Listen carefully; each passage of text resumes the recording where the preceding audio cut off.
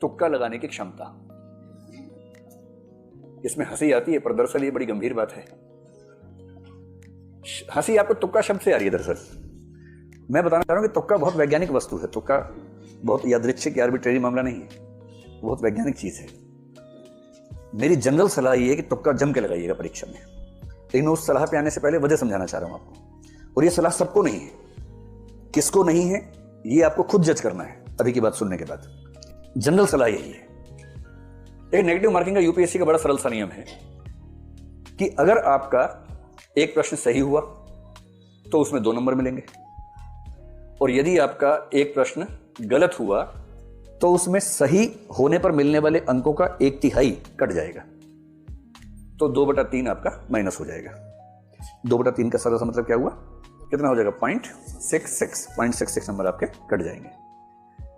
अब इस तरह से बात समझना मुश्किल लगता है, इसको हम सरल भाषा में समझते हैं। मान लीजिए कि आपने पेपर देखा, उसमें प्रश्न क्रमांक 1, 2, 3 और 4, आपको चारों का अता पता ही नहीं है बिल्कुल भी।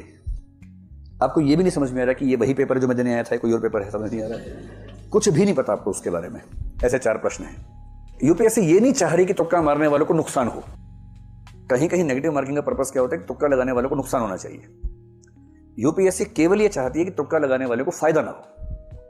मैं उम्मीद करूं कि आप दोनों का अंतर समझ पा रहे हैं। तुक्का लगाने वाले को नुकसान हो ये मंशा नहीं है, तुक्का लगाने वाले को फायदा ना हो मंशा ये है।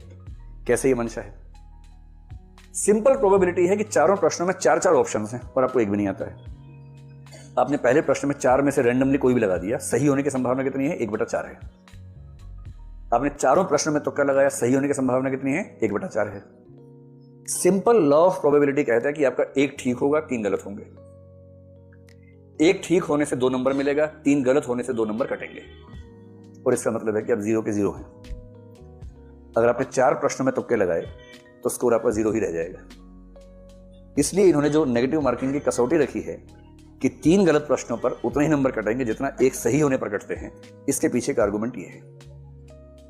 इससे सरल सा निष्कर्ष है कि तुक्का लगाने से फायदा हो ना हो, नुकसान तो नहीं होता है।